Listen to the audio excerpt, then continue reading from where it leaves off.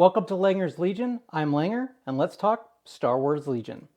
It's been a busy week for AMG with several announcements, starting off earlier on Tuesday where they announced the point updates and point changes that everybody's been anticipating and long been waiting for to kind of shake up the meta a little bit. As well as on the following day on Wednesday, they did release some errata to some of the upgrade cards, as well as some rule changes. And then just yesterday, they released a transmission, or basically a blog post, that give us some more details and outline the unit cards for the upcoming Ewok commanders, as well as the Bright Tree Village BattleForce. So today I thought we'd spend a little bit of time reviewing that transmission and kind of talking about the BattleForce and how it might be put together and how we're going to see it on the tabletop. So let's go ahead and get into it. So back in April at Adepticon, AMG did a kind of a reveal party for its products, MCP, Star Wars Legion, Shatterpoint, to talk about what's coming both near term and long term for expansions. And obviously, specifically, we're talking about Legion. That included the Ewoks, which kind of got the most noise or the loudest reception from the live stream that I was watching. And if you're interested, you can take a recap of that here. During that kind of reveal party, they did tease us with some cards. So we saw some of Wicket's card, we saw the back of Logray's card, so we didn't really get a lot of details on what these units are going to look like from, like from a points or from a commands or keywords perspective. But this kind of blog post, or this transmission, I should say, kind of addresses that. And we're going to review those here today. So the transmission started off with the new C-3PO commander card titled Golden God, where we're now going to see C-3PO on the battlefield as a commander. Pretty interesting card. He's coming in at 40 points with 3 wounds and 2 courage, rolling white defense dice with surge to block. You'll notice on the left-hand side of the card, though, he doesn't have any training or any upgrade slots, command slots, so on and so forth. As well as on the bottom of the card, true to the to the movies, he doesn't have a weapon either, right? So he's basically a support unit doling out tokens, as you're going to see as we get into the keywords. And on the keyword side, we've got a couple of new ones here that are pretty exciting that I'm actually just going to read verbatim off the card just so I don't get them wrong, starting with Master Storyteller, which is going to take an action. But it says, choose up to X friendly Ewok units at range 1, where X is the current round number. Each chosen unit gains 2 surge tokens, right? So obviously, with the wording on this card or this action is going to get stronger as the game progresses. So round 1, you're handing out 2 surge tokens to 1 unit. Round 2, 2 units get 2 surge tokens, so on and so forth. So that's going to be pretty interesting. Thus also you wanting to keep C-3PO kind of up in your front line to be close enough to hand out these surge tokens. He also comes with Compel to help kind of keep those units moving forward as we're talking about. And this, the suppression tactics and the word suppression is going to come up a lot in this video. And you're going to see really why when we start talking about the rules of the BattleForce. The other new keyword is he's got called Divine Influence. So while they're within range 1 of C-3PO, Ewok Trooper units gain Guardian 2 C-3PO. While using Guardian, they may cancel crit results as though they were hit results. Now, I'm not familiar with any units in the game that have Guardian that can block crits, so maybe I'm wrong. But this is definitely going to be unique to this to, again, keep C-3PO upright and handing out those tokens. Again, because like I talked about, I think you're going to keep C-3PO up in your gun line or up in your front line. And he also comes with Infiltrate, right? So during that deployment phase with Infiltrate, depending on if there's nobody on the map or if you place them early enough, you can place them anywhere you want. So that's going to be kind of a key mechanic there. Next up is Logray, the Superstitious Shaman, coming in for a commander with 45 points, 4 wounds, and 3 courage. White defense dice surge to block as well. But you notice he does have 3 training and command slots, and he does have some upgrade cards that we're going to get into. He does have a melee weapon, a staff, that's going to throw 2 black dice, and is suppressive, which is pretty cool. So if you get the hit, you're going to get the 1 suppression token. With suppressive, you're going to add that other one. So if he's attacking those storms, courage 1, not close to Vader or whoever, you might get them to panic pretty quick. From a keyword perspective, he has Aid, which allows him to pass along aim or dodge tokens at the cost of himself gaining a suppression token. Independent, so if you don't issue him a face-up order token, you're going to give him that aim or dodge that he can then choose to keep or pass along. So obviously there's a mechanic there. Just like all Ewoks, he is low profile and nimble. Obviously they're short, they're small, they're going to be a little fast. So that kind of fits for a thematic reason, as well as they're going to be a little squishy, as you see. So it's going to just give him some survivability on the tabletop. We haven't seen any Logray specific command cards, or at least none that I could find. So if anybody has, feel free to post them in the comments. But in this transmission, what they did share was some of his unique upgrade cards. And to make sure, again, I get these correct, I'm just going to read them verbatim. First one is called Secret Ingredients. At the start of each round, put one aim or dodge token on this card. At the start of this unit's activation, it may remove any number of tokens from this card to gain the matching tokens. After this unit uses aid, it may remove one suppression token. So you're going to get these aims and dodges. You can stockpile them. You can hand them out via the aid command. And remember, you were supposed to get a suppression, and then this upgrade is going to basically nullify or remove that suppression token. So basically, you're passing those out for free, at no cost to you or no impact to Logray. The next one is Herbal Medicine. This is basically his medical card, the Astromech medical droid thing, where he can either restore a wound to a unit or restore a mini to a unit. And then finally, he's got what's called Onward to Victory. Gives a free speed 1 move to a Bright Tree Trooper unit when an enemy unit is defeated. So, during that round, you play this card or you have this upgrade, you defeat a unit, you defeat a unit of Stormtroopers, let's say, you're going to be able to give a free move to one of your Bright Tree units. Now, while not discussed in this specific AMG transmission, I did want to kind of bring up and cover what we know about Wicket. We saw some details, like I said, at that earlier reveal party, as well as they did a transmission a few weeks ago covering Wicket specifically, so I just thought I would include it here to, just kind of be complete. So Wicket's going to be a commander. He's going to come in at 70 points, 5 wounds, 2 courage, so higher on the wounds, lower on the courage than Logray. Defends with white dice, of course, but he does surge to block as well as surge to crit from an attack perspective. And speaking of attacking, he does have a melee weapon for a spear, throwing 2 red and 1 black with Pierce 1. And then he does have a slinger for a ranged attack that's going to throw 1 black dice with Pierce 1, but has this new keyword that they've talked about called Primitive, which means if you're attacking a unit with armor or armor X, so like something with armor 3 or something, you're going to lose that crit to a regular hit, right? So if you're attacking something with armor, you throw a crit, it's going to be a hit and it's not going to have any impact. If you have a large enough dice pool, you hit something with like armor 3, maybe it sucks up the first 3 and you get some of the other hits through, right? So that's going to be kind of a unique mechanic there.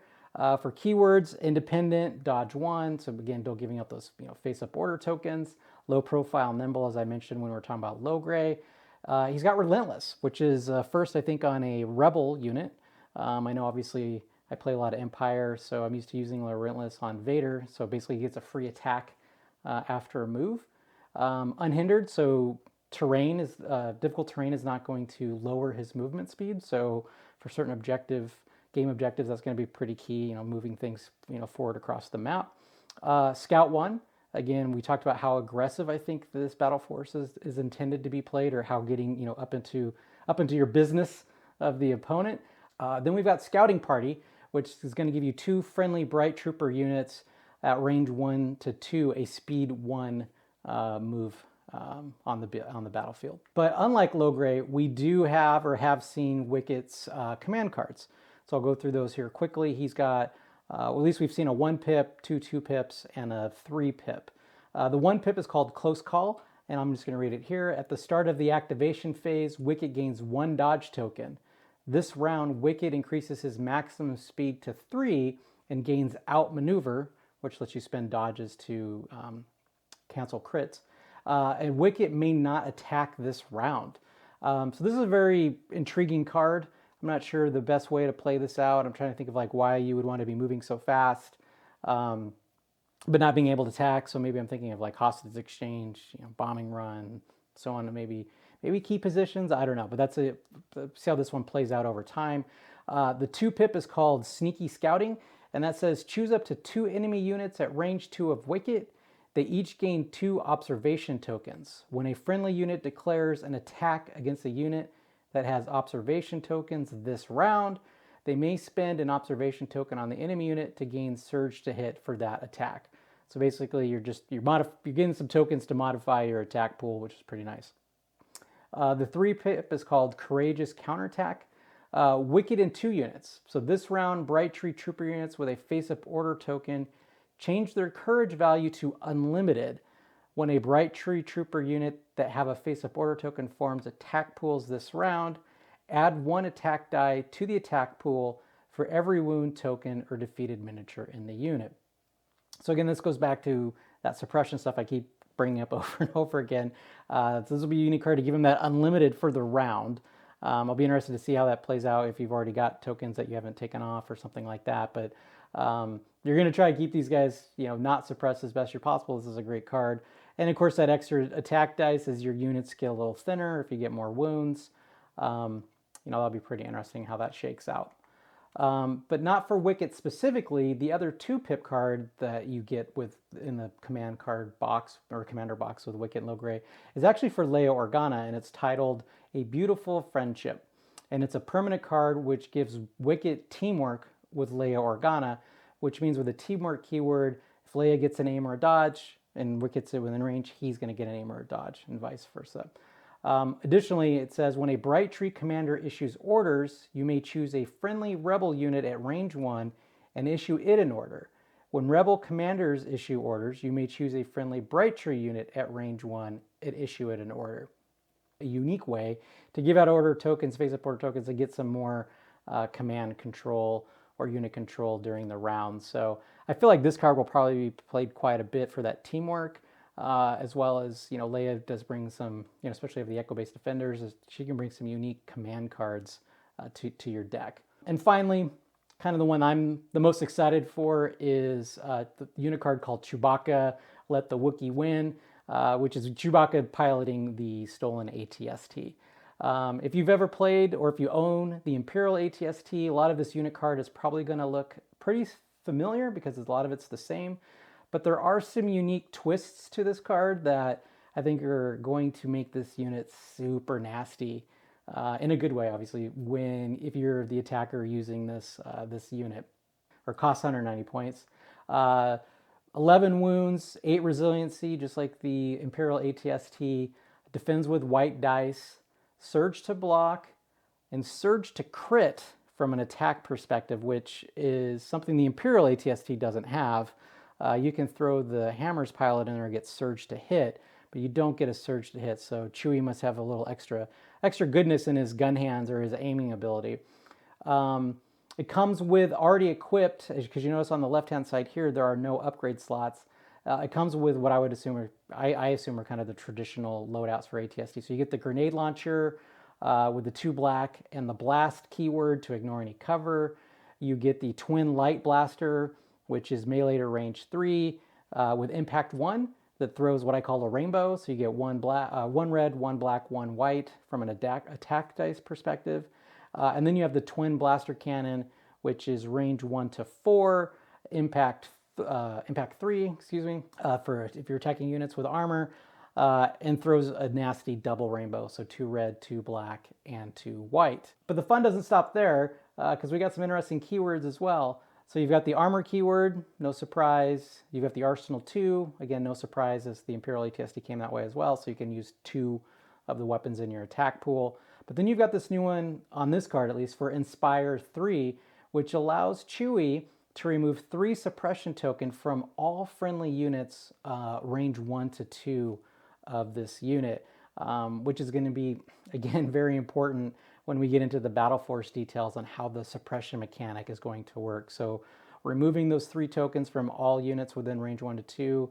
I would be surprised if you don't see BattleForce not running the Chewy and the ATST. I would be very surprised by that. And then the new keyword, which added on top of the weapons this thing has that makes it super nasty, is this incognito. You cannot be attacked by enemy units beyond range 1 unless you have performed an attack or used an objective card action during this game.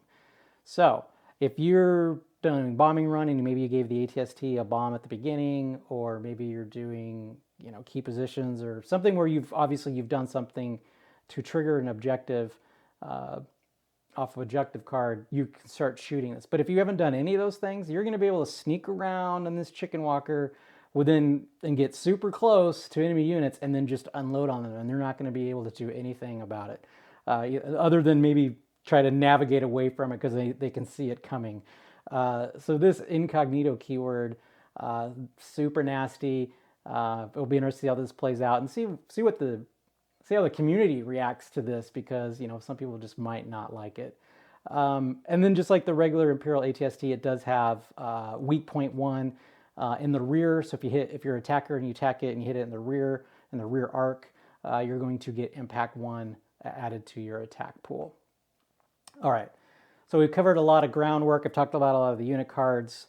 Let's talk about the actual Bright Tree Village BattleForce and the rules that AMG put out for that, and I'll put a link to those down below.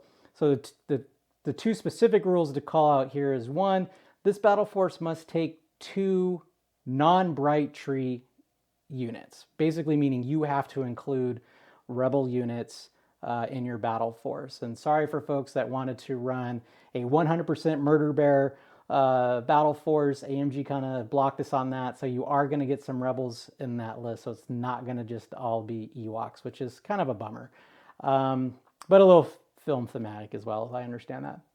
And then the next one, and something I've been really just hitting at and beating up on this whole video, is around the suppression, but this is a key rule I'm going to read to you. But during the end phase of a round, Bright Tree units in this army remove 1 fewer suppression token during the remove token steps, right? So gone are the days of that you're going to get that freebie at the end of the round where you start going around, you're removing those dodges and those aims, you're like, oh, that unit's got a suppression, take that one. You're going to have to leave those suppression tokens on the table, right? And as we've seen on the units, Wicket and Logray don't have a real high courage value, and then the skirmishers, or basically the Ewok warrior box, they're all their core, they're going to have a courage value of 1. So not being able to easily remove those suppression tokens in the round is really going to be an interesting mechanic or change to this unit. And that's why I really think back to just the damage and the incognito the ATST is going to put up with that Inspire 3 is really going to help those forces on the field clear off these suppression tokens, or leverage that 2-pip from Wicket where you get unlimited courage, at least for that round, to maybe that's your time to strike, right? You're not worried about how much you get attacked or how far forward you move, because you're not going to take any suppression, or you're not going to panic at that point. So very interesting. And finally, let's just talk about how you actually make this BattleForce, right? The previous BattleForces, you bought a box. I'm a Blizzard Force guy. I got a Blizzard Force box. Echo-based Defenders, you bought a box. The 501st. This time around, they've done it a little differently. You're just going to be looking at buying the regular expansion boxes. The first one you're going to start with is the Wicket and Logray Commander box. Obviously, that's going to come with the minis for Wicket and Logray, as well as their unit cards. But you're also going to get the unit cards for C-3PO, the Golden God, as well as the Chewbacca, Let the Wookie Win cards, as well as you're going to get the command cards for the Bright Tree Village BattleForce itself, right? So this is going to be kind of the foundational box that you're going to want to pick up. And especially if you already own an ATST, again, I've got one from the Blizzard Force box, but maybe you've bought the Imperial ATST, unit, historically, or, a while ago, you can just reuse that model and just reuse the unit card. So that's going to be your first pickup. Then from there, you're going to need to buy 2 boxes of the Ewok warriors, right? Because that box has got 2 unit cards, but it's got 6 minis in it to either make them the skirmishers or the slingers, right? So you're either going to make a core unit out of them, or you're going to make a special forces unit out of them. So you're going to have to pick up 2 of those boxes. And then if you don't own an ATST already, then you'll buy the new ATST kit that's coming out. That does include the Chewy card as well as the Imperial card. So you're getting the best of both worlds, as well as one thing that I think, and probably why I'll actually pick up the unit anyways as well, is they've added little sculpts of a Chewbacca coming out of the cockpit as well as a General Veers model coming out of the cockpit and kind of like demanding the forces, which I think are really cool. And it's a nice addition to that model. So that's kind of like the how from a purchasing mechanism. But what else do you need to make this BattleForce? And there's some other unique rules to that. So for commanders and operatives, you can have up to a total of 5 of both, right? So you take commanders, operatives, and you total 5 of those, as long as you just have one commander. So you could run 1 commander and 4 operatives if you wanted to. Can't really, no offense, because there's only 1 operative, which I'll get to, but you could load it up with the commanders if you wanted to spend the points that way. And speaking of the commanders and the operative, what are actually allowed for that? So obviously C-3PO, we talked about Golden God, Logray and Wicket, pretty self-explanatory. Or you can also run Han Solo, and we touched on Leia Organa as well, right? So you can get Leia and Han in there for your commanders. And for the operative perspective, the only one right now that's listed is Chewy, the Chewbacca operative pack, which, I don't know if I would run. If I'm taking a Chewy, I'm taking the one in the ATST, but maybe there's reasons that I'll get proven wrong on maybe why you don't want to do that and you want to use the Chewy operative. For special forces, you can have up to 3 special forces units in this BattleForce. One of them has to be Ewok slingers, and you can't have more than 2 rebel commandos, and you can't use any strike teams, so none of the 2-man sniper teams. From the core perspective, you can have 3 to 6 units. One of those needs to be Ewok skirmishers, and only up to 2 of those can be rebel troopers, right? So again, you got to have some rebel troopers in there, but you can't have too many rebel troopers in there, but you just can't have all Ewoks.